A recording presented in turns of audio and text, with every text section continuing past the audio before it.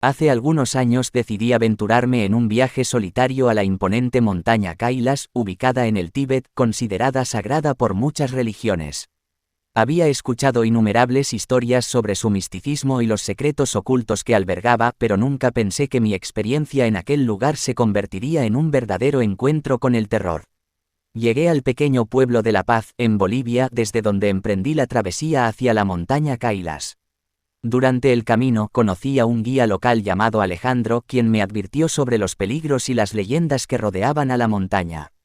Sin embargo, mi sed de aventura y curiosidad superaban cualquier temor.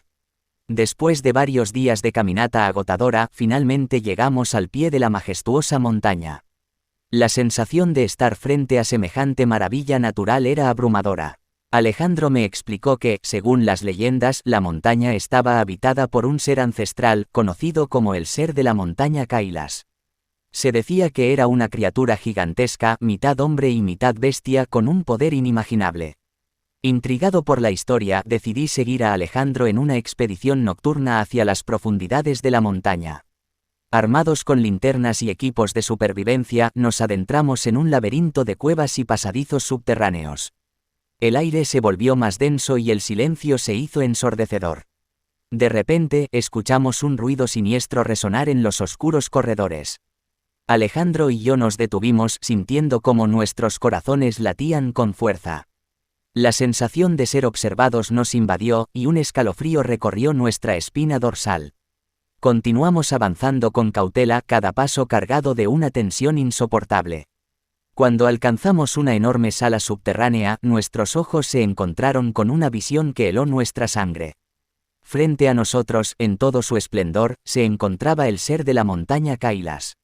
Su figura era tan imponente como las historias habían descrito: ojos penetrantes, garras afiladas y una presencia sobrenatural. Nos quedamos paralizados por el terror, incapaces de mover un solo músculo. El ser nos miró fijamente, como si pudiera leer nuestros pensamientos más oscuros.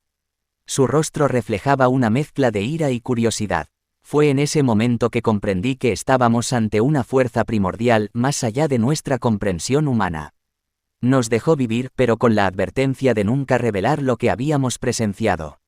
Alejandro y yo volvimos al pueblo en silencio, marcados para siempre por aquel encuentro aterrador.